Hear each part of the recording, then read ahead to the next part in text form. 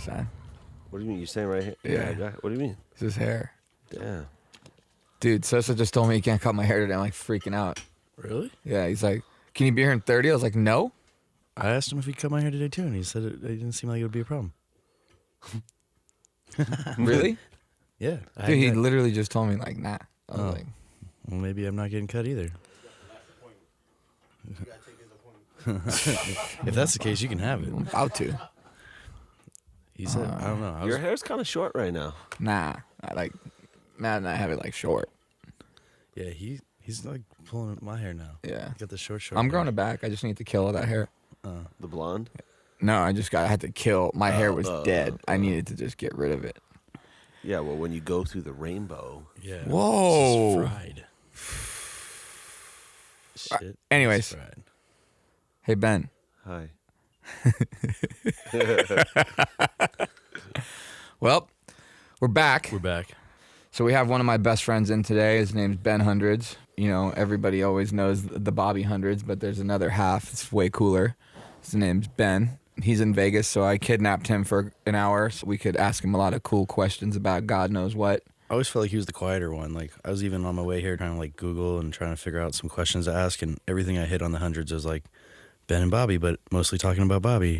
And I was like, okay. I was like, all right. And then I got his last name, and I was even searching the last name thinking I was going to get, like, a different wiki, and no. What you don't know about Ben is he pays Google to remove I his figured. name. And then I even saw, like, a different, like, page where I was like, and then I clicked on it and it only had like 300 followers. I was like, oh, this has got to be like the family page. I probably, Yeah. I won't He's like, request. shut your mouth. Well, what's up, Ben? What up? Welcome, man. We're here. You Yeah. look like you had a night. You want to know something? We went to Vetri last night and I fucking ate, drank.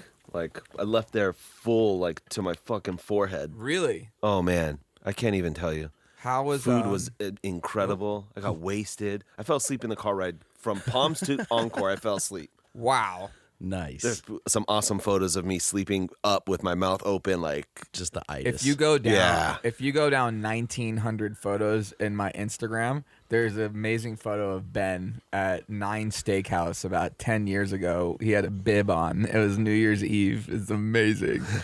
It's amazing. That's when, like, you didn't care about whatever it is you posted. It was literally my first 6 posts. 2 of them are Bobby and Ben. Like, Bobby and Ben feeding each other ice cream in, like, Portland. I can't believe you still have that. Yeah, I can't believe you still have it up. It's up. It's up. Like, it's a while to scroll down that far. it does take a while. Well, Ben, thanks for doing this. Yeah, of course. It was nice asking you all the questions. So thanks for coming in. Cool. It was good. Yeah, I'll see you next time. Ben, let's take it in. Where do you start? Where do we start with Ben? Let's start with law school. Sure. I mean, I know Bobby talks about it all the time, but I don't think people get your side Yeah. as much. What were you thinking? Going to law school? Yeah. I didn't know what else to do, to be honest. What happened was while I was in college, I went to Europe and I studied abroad in Madrid for a quarter. And then when I came back, I was like, up until that point, I was studying, I can't believe I was doing this. I was a bio major studying to become a dentist. That was my plan. And then I went to Europe and I came back and I said, fuck that. It's not like, I'm not going to do that. Yeah. That's not what I want to be. And I didn't know what else to do. I didn't have a plan. And at that point, a bunch of my really close friends, Mac, Jeremy, Daniel, it was a whole crew of us, were all studying. They were all, in their heads, they were all going to law school.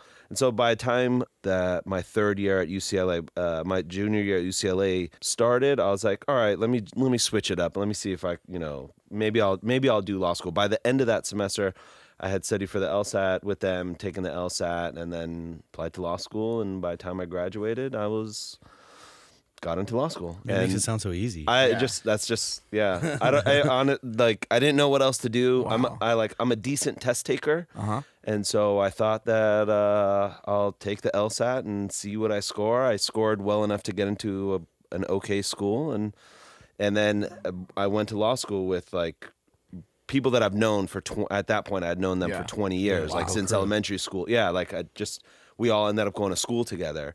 and then went to school there, and then when I got to school there, I ran into some other friends that I didn't know were going to Loyola Law that I had also known for many years, and so it was ended up in law school. Why? I honestly, just because it was a way for me to going to law school. For me, I never thought that I would practice law. I thought it would be a way for me to figure out what to do next. Right. And I'm lucky enough that I did. A lot of people don't, or it takes a little bit of time. I figured out what I was going to do next while I was in school. Yeah. So. Wow. When did you and Bobby meet? We were in the same section first year of law school. So we met within the first, few months, 2 months of school. Did either of you become lawyers? Neither one of us became attorneys. No. Wow. We both we both took the bar when we were done with school, and Bobby got really close to passing. I was not close to passing at all. Right. But neither one of us took it again. Right. We took it once, and that was it. I still remember being in my parents' kitchen telling them, "Oh, I didn't pass the bar," and then my dad going, "You're gonna take it again, right?" And I'm like, "No," and he's like, "What? What do you mean? You're gonna sell T-shirts, really?" Because at that point, Bobby and I we'd had the brand for over 2 years. What just year over is 2 that? years. We took the bar in the summer of 2005. Wow. And we okay. started the company in the summer of 2003. And so by the time we got our bar results, I think you get them in October or something like that, September, October. So we're already in business. Bobby and I were like, I was working with most people studying for the bar is a full-time job, and you wake up in the morning, and from the minute you wake up to the minute you go to bed, 7 days a week, you're studying. Fuck. And I was working full-time, and then whenever I could find time to study, I was studying for the bar. Wow. So kind of explains why I wasn't even close to passing, but I don't think I made the wrong decision. At what point were you guys we're on to something? I think probably after the first year or so, we had made a couple of T-shirts that had sold really well. At the time, what's really well, It would, Dom at Brooklyn Projects would sell 36 Mickey Mouse T-shirts that we made, and would call me and be like, "I need more." And me and Bobby are like, "Yo, he sold out!" What the hell? Made. We got a reorder. That was a big deal. Getting a reorder. Or Sarah from Colette, same thing. Yeah. She would buy, and a couple of tees would sell out, and we'd be like, "Yo, we just sold out in Colette. What the fuck?" So I don't know if anybody knows what Colette is or what it stands for, but you get into a store like Colette, and you kind of you've been bar mitzvahed. It is the biggest, one of the biggest honors to be in a shop like that. Yeah. And Sarah is the biggest legend in fashion. yeah, absolutely. Really, really cool. So did you guys meet through sneakers, or how'd you guys meet? Yeah, kind of. You still collect sneakers? I still, I don't know if I'd say I collect sneakers. I have a collection of sneakers. Yeah, you're still holding on. I don't really. I was telling my wife yesterday actually that I don't know. I was like, I don't know if you've noticed, but I've worn the same exact shoes every single day for the last 6 months. And she's like, "What do you mean?" And I'm like, "Look, I'm wearing the same shoes. I literally haven't changed my shoes. These shoes are starting. I haven't worn. I guess I'm bored of collecting sneakers, and I don't plateaus after a while. It doesn't mean much to me anymore to have what's cool or what's in demand. Because now it's not. If you have money, you can get whatever you want, Right. And so that's not really fun for me anymore. There's no more hunt anymore in sneaker collecting. Because you're a big shoe collector, right? Or Yeah, you used yeah. to. I mean, you walk used in to your be- office and it's- there's boxes everywhere. It's funny. We're at the office. We were talking about it this week about how Virgil had said something about Streetwear is dead, and Bobby broke the internet with it. And vintage is going to come back, and it's going to be trying to find those hard pieces that the one piece you want, vintage. And we were talking about it, and I was like, "This is bullshit. He's an idiot. I don't. Streetwear is dead. Streetwear's been dead. Streetwear is gonna die again in 5 years. Everyone's stressed. Who cares? And the vintage stuff, who wears vintage?"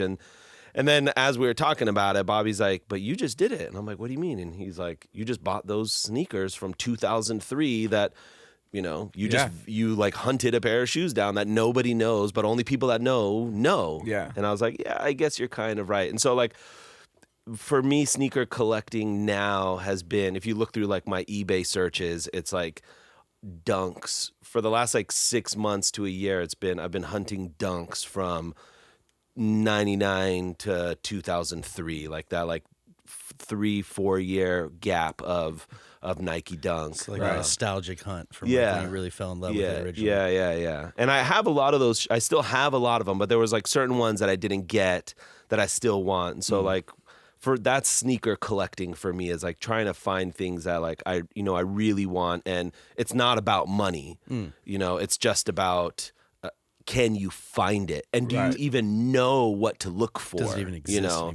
Like everyone knows what an off-white Jordan is, or an off-white Dunk that just came out this week. Everyone knows what that is. That's no big deal. But like, do you know what the Reese Forb Hunter Dunks are from 2003 that I promise you not too many people have anymore? You know, like. So, as far as sneaker collecting, that's where I stand now. Like, I can't sit here and say I'm a collector anymore. I have a big sneaker collection, and there are shoes that I hunt for still, you know, every when I'm in the mood to hunt. So the term like grails for you is way different than like grails for somebody else. Yeah. Well, I mean, grails for me, it's like I'm almost 40 years old, so I'm sure my grails might line up a little bit more similar to people that are closer to my age. But like new generation grails is like, it's not. Like Travis Scott's. You need to chill with that. Yeah. Travis Scott's are cool too. Like, I'm just, if I could get them and not have to fight a million kids and have to pay $1,000 for them, sure, I would wear a pair. But I'm not paying $1,000 for them, and I'm not going to make the phone call to my friend who has a sneaker shop to be like, hey, hold me a pair. I want to come get them. Like, I'd rather him make the money. I don't need that favor from people. You know. Speaking of, you know, you were just saying you guys were talking about the whole Virgil thing. I know you and Bobby have known Virgil for a while. Did Virgil get mad for Bobby posting that? I don't know. He hasn't said anything to Bob. Right. And because Bobby's, I mean, I don't know. I mean, comments were out of control. But Bobby also like had that post earlier that month. Yeah. So Bobby had written already a piece on the topic like a week or so before that article came out. And then I don't think that Bobby didn't, like, Bobby putting that Instagram post up on Virgil Bobby didn't do it. Bobby just like kind of reported the news. Yeah. You know, Bobby didn't say anything. Yeah. Like, Bobby was like, hey, this is what Virgil said. And then everyone fucking went crazy with it. You know. Crazy. And it's funny. Like, I mean, I don't disagree. Like, I like a lot of went nuts. Yeah. He has to. Of course. A lot of people went nuts. Yeah. Like old heads went nuts, and there are some new kids that are in there, like young guys that I know that are like, "Yo, who's Virgil? What? Like, no, like this guy's like, doesn't matter what he says." Yeah, that's fair. And yesterday I was talking to somebody, a friend of mine, and he asked me about it. He's like, "Look, I need your honest opinion. What do you think? Like, what's going on?" And I was like, "Look, it doesn't matter what Virgil says. I said it doesn't. I don't think it'll affect the hundreds that much because." At the end of the day, like, we sell to kids. Right. And streetwear is for kids. Mm-hmm. And kids are going to always buy T-shirts. Until there's, like, a mandate that kids have to wear button-up T-shirts or collars or something. Yeah. Like, kids are going to wear graphic T-shirts. That's just what that's fair. 15-year-old kids do. Yeah. So, do I think streetwear is dead? What? It's been dead. Right? Like, everyone says that. When they get to a certain age, they're like, it's dead. It's like, streetwear's been around before our time. And it'll still be here. Maybe streetwear is dead in fashion at Virgil's level, and thank God. Yeah. Like, I don't need to see like it off for Louis years. Vuitton shouldn't be hoodies and T-shirts and like Balenciaga. Yeah, all like that, it shouldn't be that. You know, good. It is dead in your world. Thank God. Like, right. You know. No, that's fair. So I you know, most people that are going to be listening to this like already know the 100 story, but you know, Ben does a lot of shit, and I wanna touch on it. Like, one of Ben's favorite things is foods, and he might as well be a food critic. But that's kind of what I want to talk about. Yeah, you know, for like, sure. if Ben's coming into your restaurant, you better have the best fucking service ever, because he might as well be like one of those guys that's Do like you putting post stars. reviews anywhere or something? No, I don't post reviews. It's just like word I don't of mouth? need to. Yeah, like if people ask me, and a lot of people ask me all the time, where should I eat? What's good here? What's good there? Like, and I'll tell people all the time, but I don't need to. I'm not I don't get paid to do it, Yeah. and so like I don't want to bash on someone. Right. Makes sense. For me, the way it works is if a place is good, I will recommend it. Yeah. And if I go somewhere and I don't like it, I won't won't talk go. about it, I yeah. won't go there, and I just won't recommend it. That's all. It's so like I won't. Do you like hunting and finding like the little new spots all that are the all time. like? I eat out all the time. This guy eats, man. Like, I eat out all where the were time. you and Josh Videz the other day? That place looked insane. I took Josh to this place called BADNWZ. It's a small little burrito shop in East LA. It looked and fucking amazing. You go there and you just get it's bean and cheese burrito. Is that where you took Mark Really? Vetri? No, we took Mark Vetri to what I think is my favorite restaurant of the year. It's this little taco stand, also in East LA. It's called El Russo. El Russo. What is the best Mexican restaurant in LA? I don't really like Mexican restaurants. I like taco stands. Taco stand. Is that it? No, that's fair. I don't know. I think my favorite's this place called Tire Shop Taqueria. Okay. It's close to the Coliseum. I usually go like after a Rams game or something. We'll go there. A couple years ago, Vinny and me, John, and Vin from John and Vinny's, the three of us would go there like once every few weeks. They were doing like a series of their restaurant Animal was having a 10-year anniversary, and they were doing a bunch of dinners throughout the year. And every month they would fly in a chef and have a dinner, and the chef would come like a night or two before, and so John and Vin would take them out to dinner. And I would, one reason or another, like they live next to me, and so I just hop in the car with them when they go, and we would end up at Tire Shop. And I really learned to love that place over the past couple of years, and it's the best. But that's not to say there are a ton of incredible taco stands in Los Angeles. Right. It's almost like too hard. Yeah, there are a ton. I love eating tacos in LA. I didn't grow up eating tacos in the city. I like most of my life, I was like, burrito's way better than a taco. Who the fuck wants a fucking taco? Like, that's stupid. I think I'm on that page with you. And then, or used to be. And then over the last 5 years, what happened was we moved our offices out to Vernon. And when we moved out to Vernon, like I started exploring a little bit from there. And there are a ton of taco trucks and a ton of taco stands. Like we're close to East LA, we're close to Huntington Park, we're close to Boyle Heights, we're close to downtown, and so there's a ton of Mexican restaurant stand, whatever you want to call it, taco stands and taco trucks around. I've eaten at I haven't eaten at all of them, but I've eaten at a lot of them, and For those that don't know where Vernon is, it is the forgotten city of Los Angeles. And did you grow up in Los Angeles? Born and raised? Yeah, I grew up in the Valley. Okay. Yeah, I grew up, born and raised pretty much in LA. Amazing. Went to UCLA for college. Went to Taft for high school. Taft High, baby. Went to Loyola Law School. I've been in LA my whole life. That's amazing. So when did you meet Tal the first time? It's got to be, I was going to say 10 years, but it's been more than 10 years. 10. It's probably been like, 15. We started doing Agenda in like 05, maybe 04. I think 04 was our first Agenda. And I don't know if I met you at the first Agenda, but it was probably like within the year of that. So I would probably say I met Tal like maybe like 05, 06, something like that. Yeah. And then we probably became close maybe a few years after that. Yeah, a few years. Like, because the first couple of years, I wasn't really close with anyone. Aaron had Streetwear on lockdown, and I had more action sports. Yeah. Where I brought like the Rukas of the world and, Hurleys, and then Aaron like had the Hundreds, Diamond, even Crew, with all that. That's how Tal had like, he was like the weird emo guy that like had the fucking spike hair, like green spike hair, and like was like always wearing a torn Rock Band shirt, really tight black jeans. Yep. Oh, Still man. kind of. Still, yeah. Now it's $300, $400 vintage rock T-shirts instead of Hot Topic shirts. Yeah. Oh man. Yeah, it was that was fun. So you went to Vetri last night. How was that? Tell me. I know you just met Mark too, right? Fucking hit a home run. That dinner last night was amazing. It was good enough last night to where I'm going to fly to Philadelphia just to go eat at his restaurant. You have no idea what you're in for. The next at some point in the next year. You have no idea what you're like in for. literally, it's way different.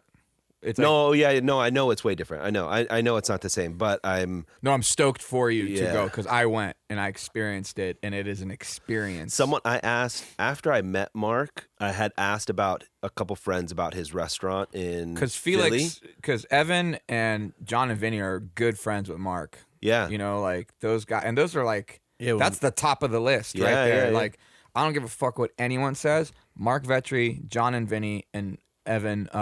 What's Evan's? Evan Funky. Yeah, those are the best restaurants for Italian food. You know, unless you go to fucking Italy. But so I had asked about Vetri in Philly from a few friends.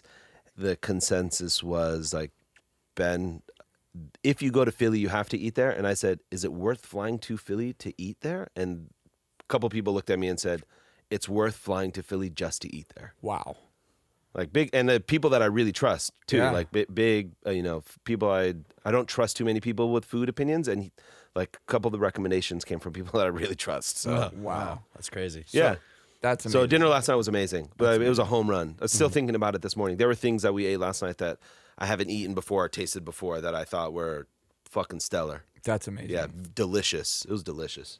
Speaking of food, you started a festival this year. Yeah, we did. When I say this year, by the time this comes out, it'll be 2020. But and I know Bobby's involved too. But this is your baby, right? Yep, this You is know? my baby. So tell us about it. What brought it together? Why did you do it? We at the hundreds, we have always wanted to throw. We always want to throw a festival. I think in our heads, Bobby and I always thought we would throw a music festival, and like that's very from when we were small, when we were a young brand, like 15 years ago. We've always talked about throwing a festival, and You guys did you guys used to shut down Fairfax? That Yeah, was some of you, right? we I mean, used it was to a do- bunch of brands, but no, it was just us. Oh, wow, we used okay. to shut down Rosewood Yeah. and throw a big block party Yep. every year. Yeah, that's right. And so over the years, it was like, we're going to throw a festival. Like my dream always was I grew up going to the Playboy Jazz Festival at the Hollywood Bowl every year. yeah. And so my dream was I'm going to do that. We're going to throw our own music festival, like our version of the Playboy Right. Jazz Festival. I'm going to take over the Hollywood Bowl for 2 days and we're going to throw this thing. That was always my dream. And so, as time has gone on, I think it had become very expected for a brand like ours to throw a music festival. I think that if we were to throw one also, I'm not sure how impactful it would be because I feel like there's a music festival It's like every super weekend. saturated, yeah. Yeah. And if we were to throw one, I can't compete with these guys, man. Like Yeah. the festivals are so expensive to throw that I'm not going to be able to compete with the real players in Yeah. that space. And so what happened, I guess, is one reason or another, I've become friends with a lot of chefs in Los Angeles and from around the world, to be honest.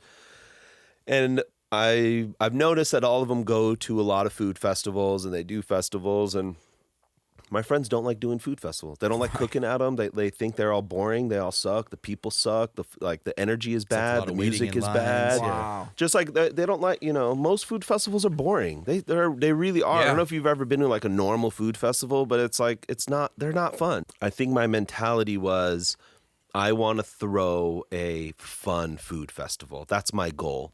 And so I started talking to a few of my friends. I went to John and Vin. I went to my buddy Michael Voltaggio. I went to Arjun and Knuckle. I went to whoever, just Bert, whoever. And I started throwing out the idea. What do you think of this? What do you think of that? And everyone was like kind of interested, but what are you going to do different? And then, I brought it up to Bobby and he was like, I don't know, and Bobby didn't say no. He's just like, look, it's going to be a lot of work. And then at that point we had met Miles. Bobby introduced me to Miles. Right. And Miles to me was this fucking kid that he was doing the food at Complex Con, but I just kept talking shit to him, to Bobby. I was like, this kid just fucking follows me and you around. And he just like, anywhere we off my eat stuff. Yeah, and anywhere that we eat, Miles is just taking and putting it in Right. the Complex Con or doing whatever he could with it. And I was like, fuck this kid. He doesn't know.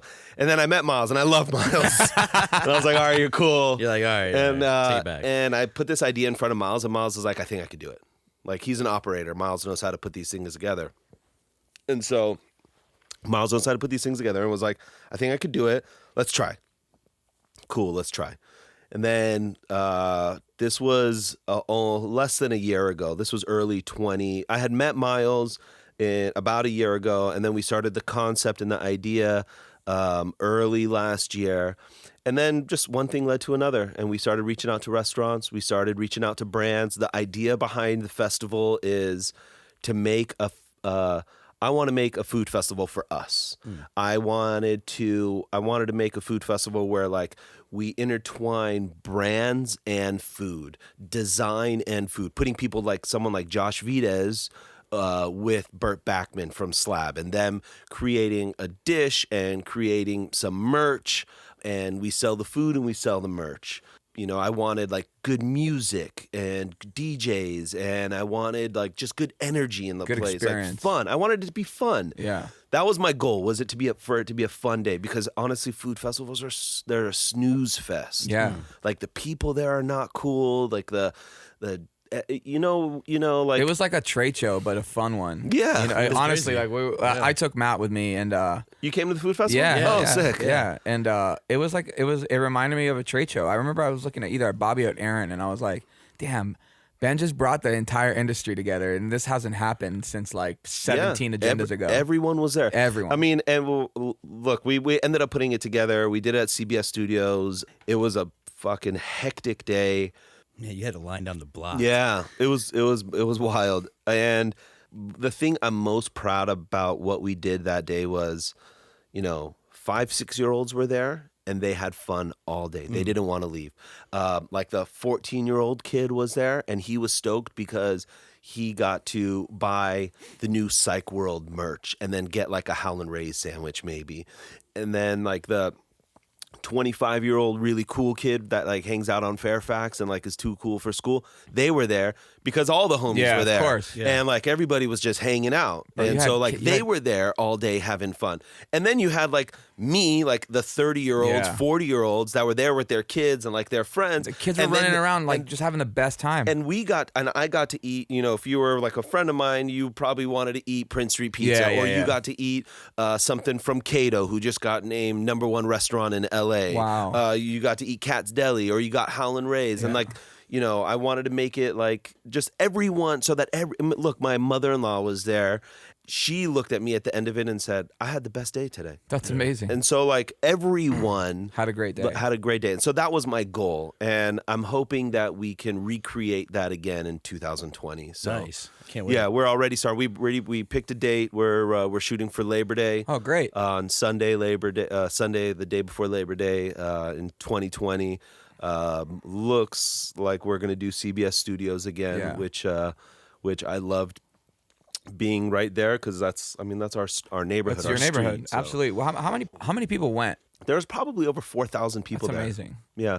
I think our goal for this next one is to have like 5,000 to 6,000 people over, like increase it, but not by a ton. Like I thought the crowd was good.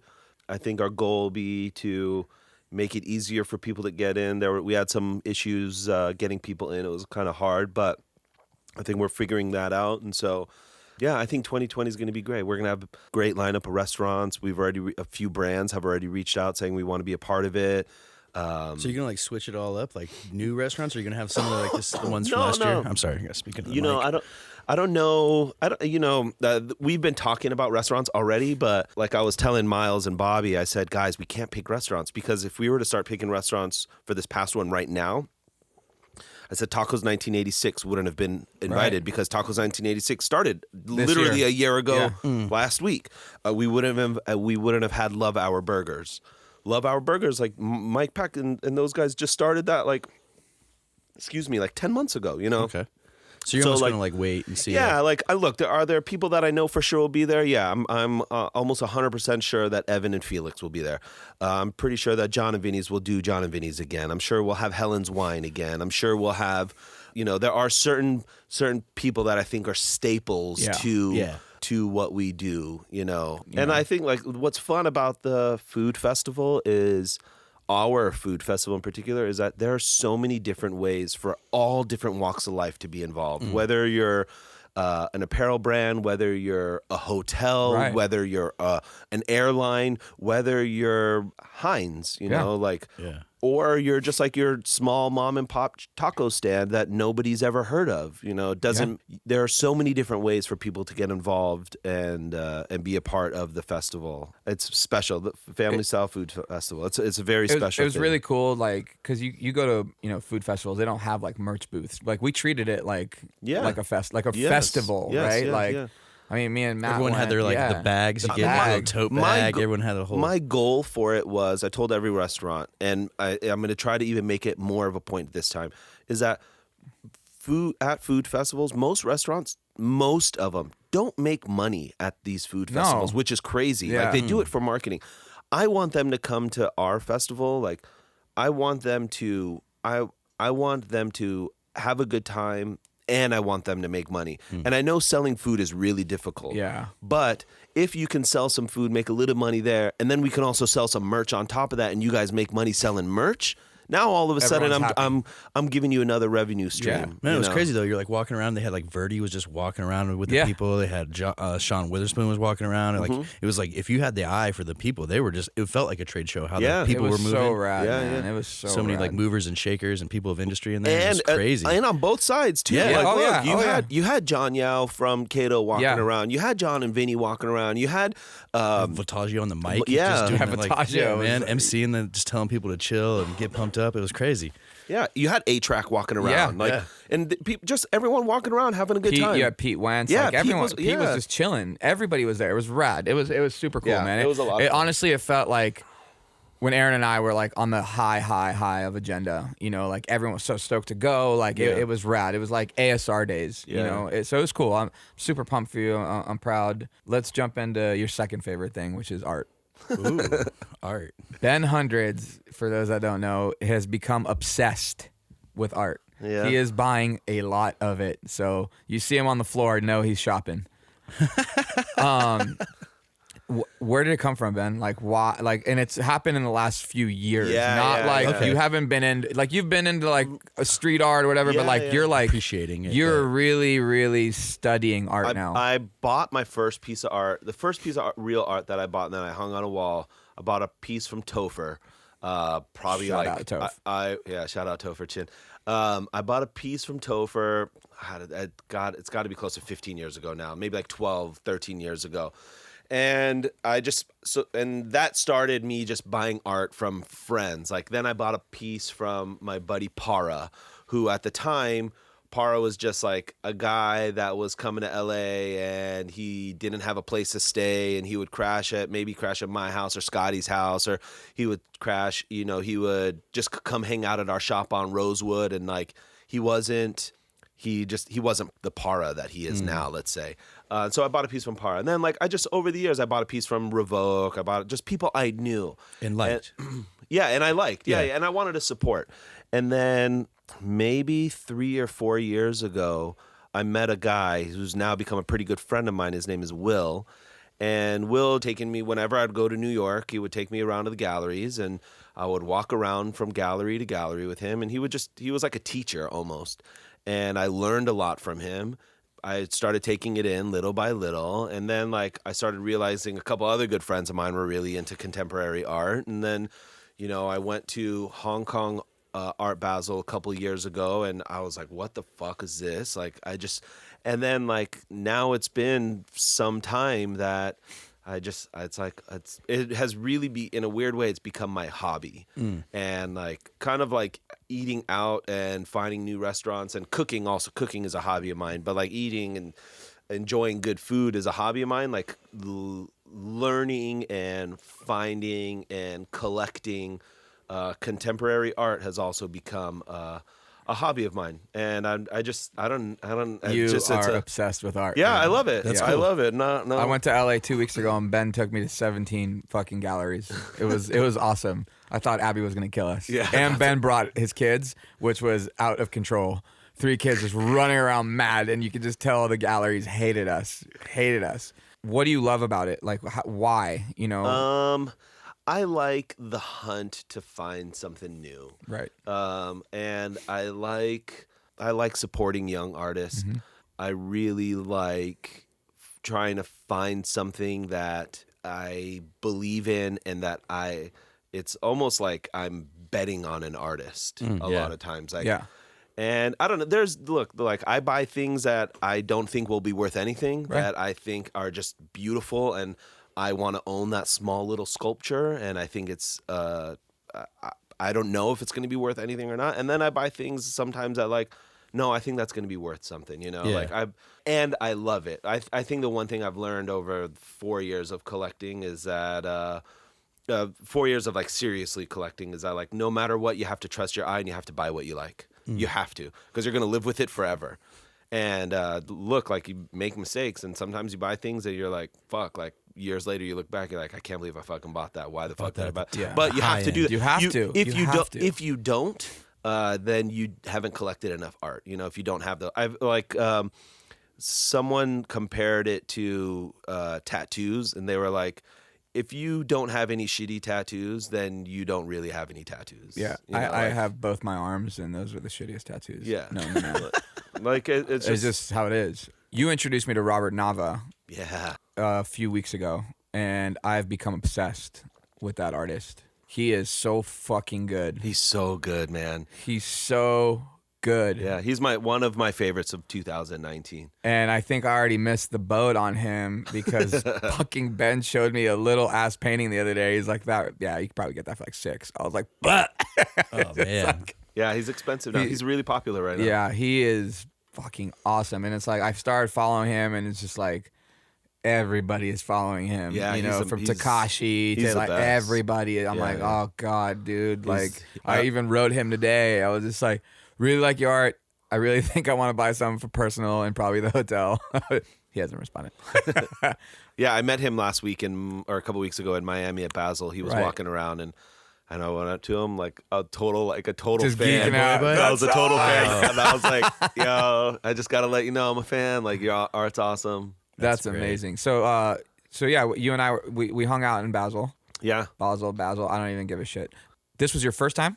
This was my first time in Miami, Basel. In Miami, that's right. And it was amazing. How was it? Talk to us. I had the best week, man. I learned. By the way, Ben never posts ever. You'll never see him really post. He'll post on his feed maybe like once a month. This fucking guy. You usually see him in like other people's posts. Yeah. Like, he's in the background. They'll be like panning, and then like Ben he's will like be on Aaron. his phone, just like on the side. You're like, oh, there's Ben. I saw Ben. He's like Aaron. Aaron hates it when I post him, but you posted. And yeah, well, I learned so much in 4 days of being in Miami that I tell people like you can't get that experience, and you can't learn that without being there. Right. And I learned so much. I saw so much. I feel like it was like I was in school for 4 days. Right. And I absolutely loved it. I had a great week. We were at the fairs every morning. I was there as late as I could be. I saw a ton. I met a bunch of people. It was great. Who are like your top 3 favorite artists seeing in Miami, old or new? I don't know. I'm a few. These might not be my favorite because I gotta like sit down and really think about it. But some of my favorites were Robert Nava was one of my favorites. Big fan of Robert Nava's. There was an artist that I found there that I had never heard of. His name is Woody D'Othello, and he does these awesome sculptures. They're so cool. Yeah. Like air conditioning vent, clocks on the wall, like candle holder, chairs, pots. Like it was cool. Like a little electrical outlet, but it's like it's cool. Like his stuff. He did this massive fan. Like it was cool. His art made me smile. I like Woody's work. And someone else that I really liked is the number one person I have I've heard of Sterling Ruby. I have been to more than one of his shows. I've been to a few of his shows, but I never appreciated the genius behind Sterling Ruby. And I left Miami and I said that Sterling Ruby will be one of the most important artists of our generation. Wow. Like, I think that, I don't know if, I can't sit here and say he's going to be the most expensive or the most valuable. There's a ton of factors that go into that. But I think that I told a few people this. I said, if you are a California living art collector and a big art collector, and you don't own a sterling ruby, are you really an art collector? Wow. Like that's how important I think Sterling Ruby is. I think that he is a genius. After walking the fairs, after he has a show up at the IC at the museum in Miami, that was incredible. After seeing all that and like learning more and more about him, I'm in awe of Sterling Ruby. He is a master, and I think that his work might not have the hype that other artists have that he gets compared to.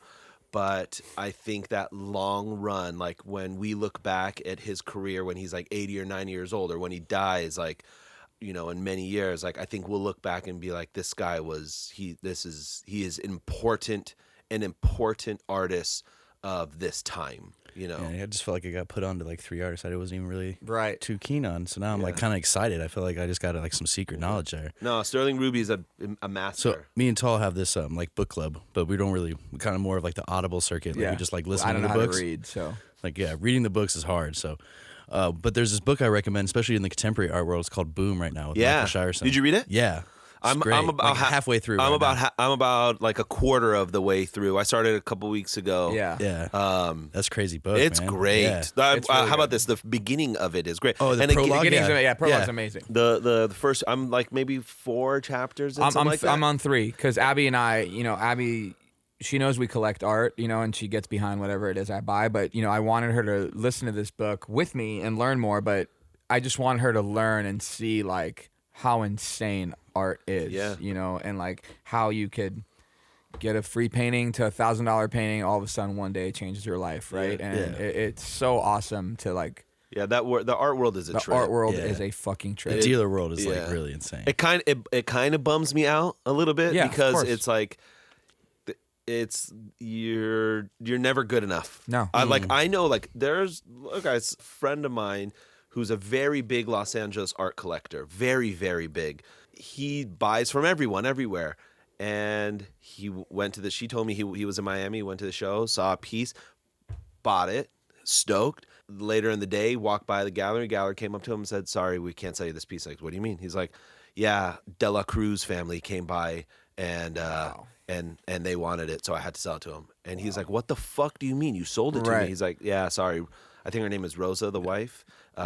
Rosa wants it, so she's getting it. Sorry, you're only on hold. Yeah, like that. So it's like that like no matter how big you are, like there's someone bigger, someone with a bigger dick than you. Man, and I agree because I don't want to name names, but I saw stuff like that, in Miami.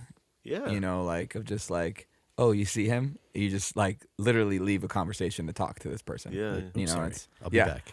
Not even I'll be back. Just like, So that's a part of the art world that bums me out. But it is what it is. It's the art world it's very fascinating, and I love learning about it. And that Boom book so far has been great. And I like reading Boom because, like I've said a few times already, like I love learning, and that book has taught me already so much. Like it's like a school book. It's amazing to hear, because obviously I'm not reading it, about Larry Gagosian. Yeah, and I've now met this man twice, obviously because of my boss. My bosses know him well. And the fact that he even spoke to me a couple of times was great. I was like, because when I went to Miami is the kind of when I started this book, and I was like, oh fuck, yeah, it's like the king. Yeah. I don't like. I've met him.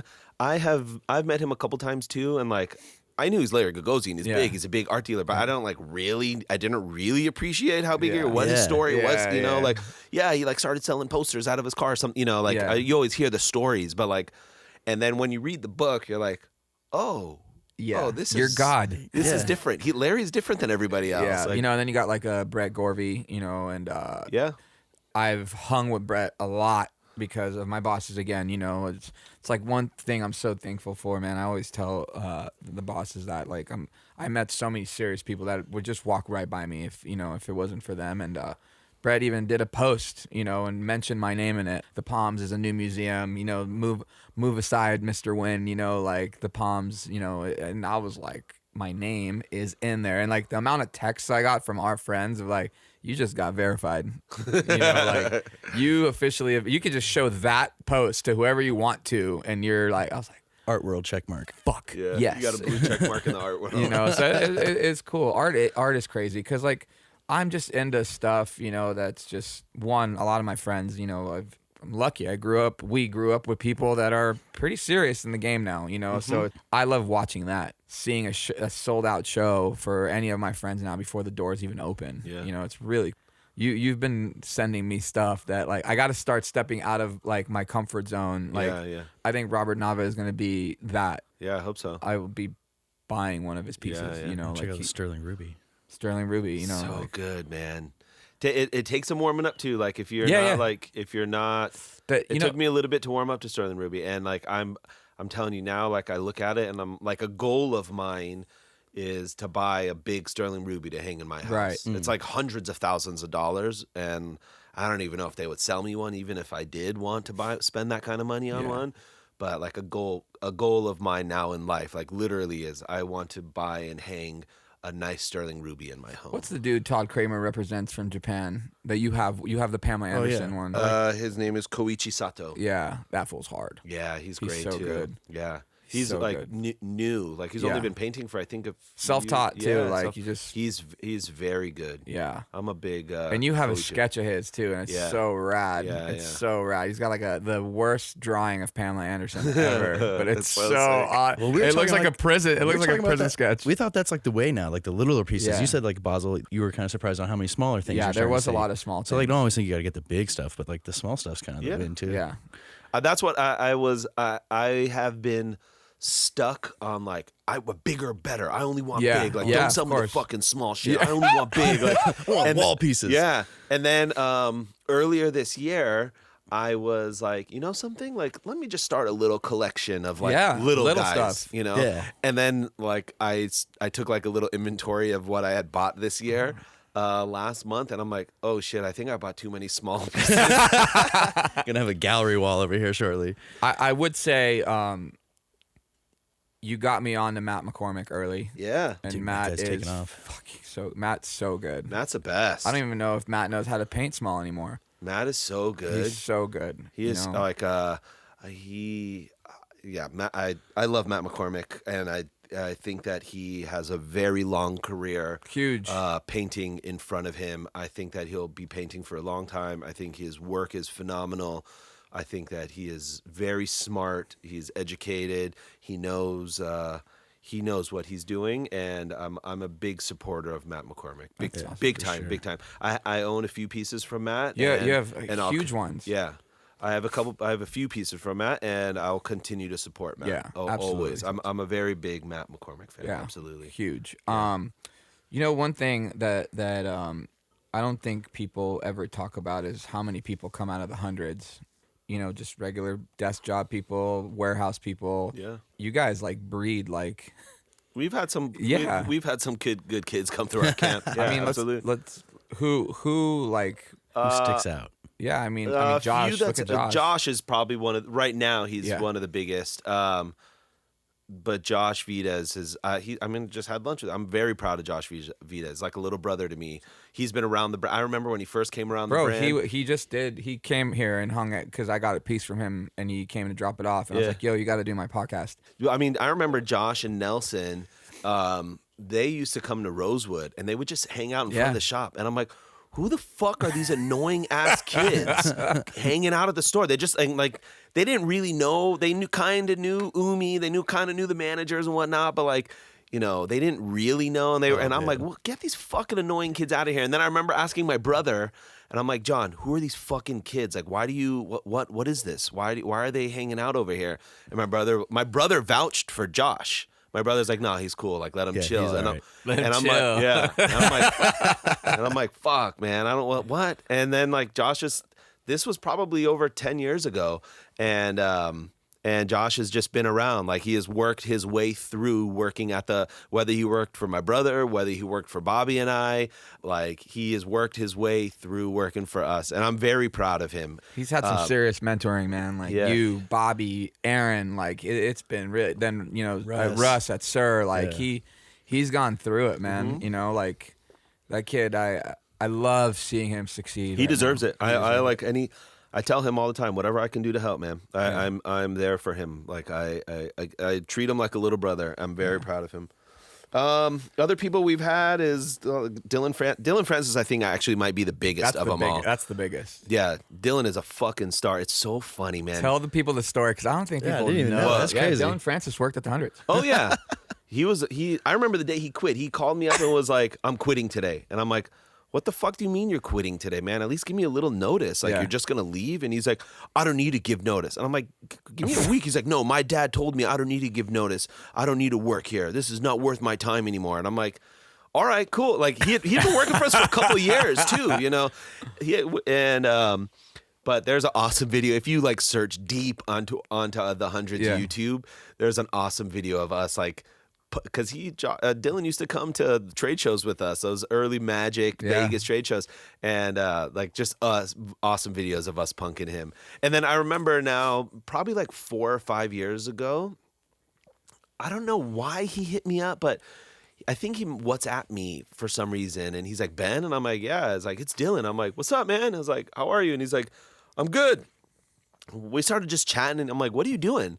And he's like, I'm DJing. I'm like, you are? He's like, yeah, like I like hooked up with Diplo and like, I'm DJing. I'm like, I'm making my own music. And I'm like, oh, that's cool. Like, I'm proud of you. Good job. And he's like, dude, ask Mike B about me, And like, I'm like doing really well. And I'm like, sick. And then I started like looking it up. And then I like asked Mike when I saw him. And I'm like, yo, this is Dylan becoming real? What the fuck? And then like, I've just been following Dylan from when he told me. Like, he was just telling me because he was happy. And he knew that I would be stoked. Yeah. And, like, I love Dylan, man. Yeah, that's awesome. He's such a good dude. I'm so proud of him. He's crushing it. Like, dude, he's so big. He's created his own. Come on. And he's hilarious, too. Like, I love watching, like, Dylan, to me, I don't even know Dylan. We have a lot of the same friends. Like, we're, like, running real tight, close. But he's like, he does amazing he's very good at marketing himself. Like very good. I'm like, man, you know what your people want, No, he's great. Stoked for him. So yeah, Dylan is one. Another one is Luca. Luca was just an intern at the Hundreds, New York, for years. He lived around the corner and would just come and hang out at the shop, and we would fucking he was another one, sweep the floors, go to the store and get us a fucking water. He was around, and he was a good kid then. And still, when I saw him at Basel, and like, he doesn't cool guy me, so cool. Like, I don't like, what's up? How are you? How's life? Good, cool. All right, keep it moving. Like, Luca's a good kid. Like, I'm very happy for him. It's a trip to see him, because I feel like out of everyone, his rise to fame, I almost want to say, like his rise in popularity happened really fast, and he's still young. Yeah, like he was a little boy when he was working for us, like, and he became really popular really fast. So yeah, Luca was obviously one. Itai. That was my last one. Yeah. Itai is a trip. Yeah. I can't believe Itai. Fuck, man. Good for him. He's another one that, like, he was just a fucking little rat intern kid at the 100 Santa Monica. Oh, man. And, like, I would never give him the time of day. He was such a little fuck. Yeah. And Itai, it's so, like, I saw him on Bobby's Instagram when he went there. Bobby was tripping. I went to Bobby and I messaged Bobby right away and I said, please tell me this is the same fucking kid from Santa Monica. Please. Like, I do not understand. What the fuck? How did he go from that to this? Yeah. And like, I've been talking to Itai since, and I'm another one. He puts a big smile on my face. Fuck yeah. It's awesome. Itai is so awesome. He's so It's good. A trip. He is like Yeah, that one trips me out. Good for Itai. I'm so proud of him too. We've had like good kids come through the hundreds. Yeah, and Matt McCormick also came through the hundreds. Matt was there. We've had You had like, some people that had brands too. You know. Yeah. It's like you got the big office, right? And then you got all these small stores too. Or originally it had a lot of small stores, but now it's 4. Yeah, no. We had at one point we had 4 stores. Now we're just down to the One. Fairfax Yeah. shop, which God, it makes life so much easier having one store. Right. Right. It really helps. Yeah.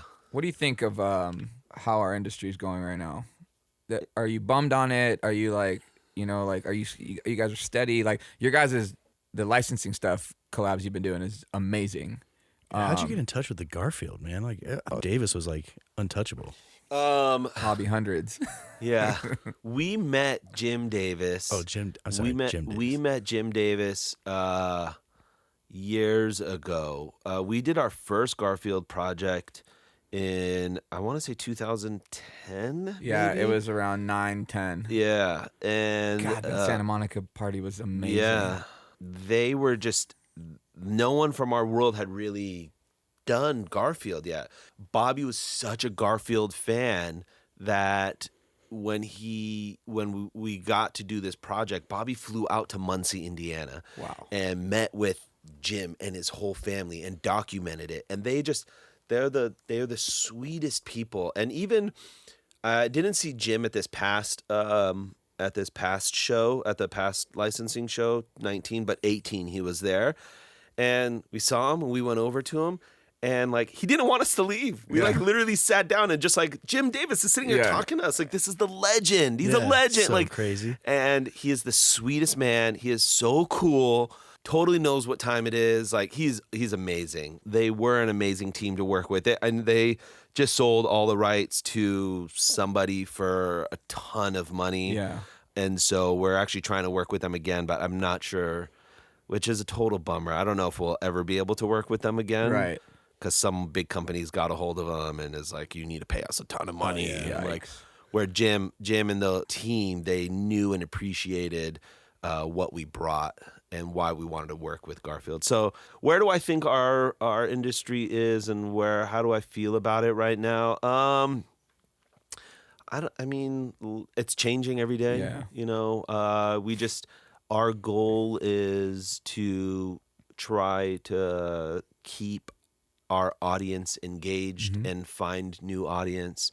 We realize that, Bobby and I are turning 40 next year. We are not the spring chickens we once were. And there's a new generation of kids that, look, we've been in business 16 and a half years. Next year's in July, it'll be 17 years. There are probably more kids that wear the hundreds that were born after our brand started. Yeah. So in their minds, the hundreds has been around forever. Yeah. Right. They don't know a world without the hundreds, right? So weird. And so Bobby and I have to kind of keep that in mind. Like, this is like a whole new round of kids. And like, we can't just keep like relying necessarily only on the things that made us great when we started. Yeah. We have to start thinking of like, all right, what are these 15-year-old kids going to want? Like, sure, we should definitely still be doing projects and working with partners that Bobby and I love and that we grew up on, and that's like the foundation of the company. But we also have to make sure we are keeping this new generation of audience For sure. In tune. And I think that's been a hard thing for a lot of brands in our world. If you look around, like there aren't too many. Most of the brands that we sat next to in 2012, let's say, are not here anymore. And if they are not relevant at all. And so we're doing our best to just try and stay relevant, try to be a part of the conversation. Right. And that's whether that's doing a project with a new young brand, whether that's doing a project with whether that's throwing a food festival, whether that's Bobby writing a book, whatever we can do to stay relevant, bring back properties. And there was a few projects that's slipping my mind right now, but there was a few projects we did this past year that people came to us and were like, "Oh, wow, how did you, And so like that's always a nice feeling. And I think that in 2020 we'll have a couple more that people are gonna be like, damn, that's really smart. I can't believe you did that. I loved it. Because on the wiki page, I was like looking when I was walking up, and I thought something was crazy. It said in 2011, Complex named the Hundreds as the 5th greatest streetwear brand after Stussy, Supreme, Bathing Ape, and Fresh Jive. Well, the best part about that, Bobby wrote that article. Little sneak attack. Amazing. Bobby. And you want to know something? Before you say that, Bobby is always fair, no matter what. Like when Bobby's writing something, like it's not because he truly believes that, and he'll back it so hard where he'll make you believe it. Mm-hmm. No, I totally. When Bob put that article out and we wrote that, like I believed all of it. I believed we were the 5th best. Yeah. You know, and I still think we're one of the greatest streetwear brands of all time. You know, I think streetwear has changed, and now that it's so broad, streetwear is so big and so mass, and like, you know, what is a streetwear brand? God only knows what a streetwear brand is. Streetwear brands, you know? These days is fucking Kim Jones and Virgil Abloh. Yeah, it's scary. That, but like, I don't, Dad, go get me a Dior fucking Stussy collab. You're like, what? Yeah. I don't even know if I could, like, afford my mom it? would even wash that kind of stuff for me. Like, if I was a kid, like a 15-year-old kid, my mom was still doing my laundry, I would be so mad if she shrank. Some people say Mike Amiri is streetwear, and I don't think Mike could be further from it. But that's Mike is more me. Yeah, you know what I mean? That's what Like, I think. That's Mike what is me. That's what I think too. Yeah, you know. But people say he's streetwear. So like I don't know. You know, I guess. I guess if he just made one like graphic tee, you could you're technically a be streetwear. streetwear. Yeah. But I mean, is Givenchy streetwear? I even read something. That remember the Rottweiler sweater that like really like I guess started Givenchy. That's what I just said. Yeah. Are they streetwear? I don't know. They said that started the trend, I guess, in the luxury market for the streetwear, like knockoffs and ripoffs. I guess. So, yeah, I mean, like what we were saying earlier, like streetwear is not dead. Yeah. Sure, it's dead. You know, it's crazy. But does it matter? Like, Yeah. it's dead. It's not dead. It's dead. It's not dead. We're not going anywhere. I'm not going anywhere. It was crazy though that he brought up the licensing show because we went 2 years ago, and there wasn't that many brands, and then we didn't go last year. But I basically went because on my Instagram, all the brands I followed was there. Everyone is there. It was like I know it kind of sucks. It's like because we've been going now for years, and the last couple of years it's been like, oh, we're all eating from the same fucking pond. Tree. You Yeah, know? Like of course. and so that's why we're doing our best now to not. I don't want to say not do licensing, but we're trying to find partners that not everyone else is thinking of. You know, I think we did a really smart one. I'm really proud of just a couple months ago with Space Ghost, and no one was expecting that. And when we put that out, people were like, "What the fuck? Like, how did you? You know, why did you even think to do that? You know?" And so, you know, we love Space Ghost. Space Ghost is awesome. Yeah. Like, and we think it's fun and makes sense with our brand. But, you know, some other brands, peers of ours would be like, what's Space Ghost? Are you stupid? You know? Yeah. I'm doing old cartoons. Yeah. Well, my last question, because I've been asking everyone that, is I've been telling everybody I read this article. It hasn't left my mind because it's so mind-boggling to me. Is like the average kid doesn't leave his parents' house till 26 years old these days. What's some advice you would give to kids, you know, that are coming out of high school, super scared to go to college, can't afford college, go to college and don't know what to do with themselves after college? Sure. You know? I hate saying it because it's easy for me to say because it worked out for me. Yeah, of course. But it's so true to say, like, whatever you end up doing in life, I think your goal should be to be passionate about it. And if you're passionate about what you do every day, and it doesn't matter if you're passionate about flipping hamburgers every day, or if you're passionate about making a cup of coffee, or if you're passionate about running a company with 1,000 employees and making millions of, like, it doesn't matter because I know people that have the big job and they're in charge of 1,000 people and they hate their fucking life. And they do it because, you know, it's a good check and it's just what it is, you know, but they're not happy. I really do believe that being passionate about your job and what you do every day is like one of the most important things that you could do in your life. I think that when you look back at your life at the end and you think about what you've done, I hope that you look back and say, like, I was the best coffee maker for the last 50 years. No one was better than me. I loved it. This is the only thing I want to do, and I did it, and it didn't matter, anything else. Like this was what was most important, or I was the best dad. Yep. I'm gonna be a dad. That's that's what my goal in life is. Nothing else matters. I'm gonna make sure that no matter what. So like you just find your passion, and I think that I'm very lucky. Again, like I still, people ask me all the time, you still love what you still happy with work? I love what I do. Yeah. I've been doing it now. Bobby and I have had the company for 16 and a half years. I still love going to work. Look, are there days I don't want to go to work and I hate my life and I want to shoot myself? Yeah, of course. Like it's not easy. That's everybody. Yeah, it's not easy. But I love what I do. I love the people I work with. I love our company. I love that I get to work with young creatives. I love the energy behind what we do. I don't know if there's anything else in the world I'd rather be doing. That's awesome. I'm again, like people ask me all the time, like, do you want to, you love food, why don't you open up a restaurant? Right. And I'm like, I don't want to run a restaurant. That's not what I want to do. Yeah. I want to go eat at a restaurant, or like I'll go help my friends. They have a restaurant, like I'll go help them out. Like, yeah. But like I don't want to run a restaurant. Like what I wanted to do was throw a food festival, and I did it, and I love my food festival, and like that was like all my energy went to that. Yeah. So like I'm a big believer that, you might not know what you want to do. Look, I didn't know what I want to do when I was done with college, so I decided to go to law school. Yeah. And you could replace law school with anything you want, but I decided I wanted to do something after I was done with college. I got lucky that I figured out what I wanted to do with my life while I was in law school. Yeah. And so I believe that if you find something you're passionate about, you'll be happy for the rest of your life. Wow. We're done, but because you're Persian. Yeah. I'm Israeli. Like, did you have strict parents?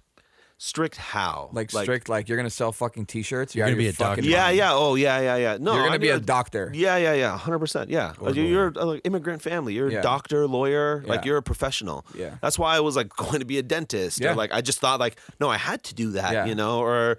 I'm going to law school. Like, you're going to be I'm telling you, when I told my parents I'm not taking the bar again, both of them are like, I could see the look on their face, like, disgust. Get out of the house. Yeah. And I remember telling my dad, like, years later, like, do you remember? And he's like, no, I always. And I was like, my fucking ass. Get out of here. You fucking didn't want me to do shit. Like, you wanted me to fucking go to law school and be an attorney. Like, that's why you wanted, like, you were so bummed. And Ben Ben is so Persian. I went to Ben's wedding, him and Christina's wedding. It was like, bro, like it was the most Persian wedding ever. I'm it was Persian. it's awesome. It was so awesome. Persian weddings are the best. The best. I have one of my favorite photos of all time, literally all time, and I hold it close to my heart, is a photo of me and you laughing at your wedding. Yeah. It is one. I don't remember It's a great who shot caught of us. that photo, Yeah. but him and I are just like, we had a moment, and it was so good because there was like 600 people at Ben's wedding. Yeah. Like, Big ones. dude, they're huge. But yeah, man, I love you, Ben. I love you too. man. Thanks, man. This was awesome. I Cool. appreciate it. Thank you for having me on. Yeah, Awesome. of course. We're out. Sweet. All right.